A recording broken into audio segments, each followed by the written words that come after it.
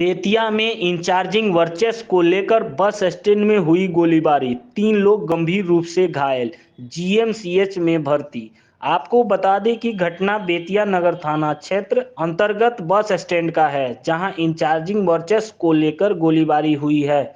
इस गोलीबारी में 3 लोग गंभीर रूप से घायल हुए हैं, जिन्हें आनन फानन में बेतिया जीएमसीएच में भर्ती कराया गया है, जहां उनका उपचार जारी है। बताया जाता है कि कुछ दिन पहले भी दोनों पक्ष में जमकर मारपीट हुई थी, जिसका स्थानीय लोगों की मदद से मामले का निपटारा कर दिया गया था।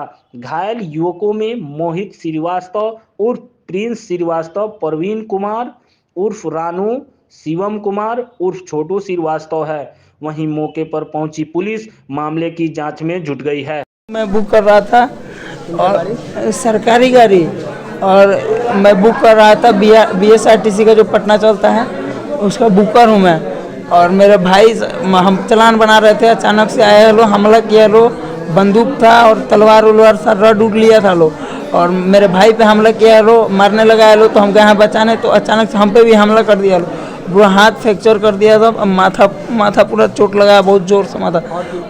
और मेरे भाई साहब को लगा है, और कौन कौन मेरे और हाँ, गोली लगा है मेरे भैया को, और माथा भी फाड़ दिया लो रड से मार के।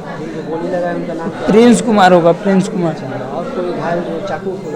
चाकू रही उनको माथा पे मार दिया लो रड से। रानू एक चाकू लगा है, चाकू भी लगा है रानू से, वो बगल में भरती है, उनसे पूछिए ना। हम तो काउंटर पे थे, हम गनौली के रहने वाले हैं। और मारने वाला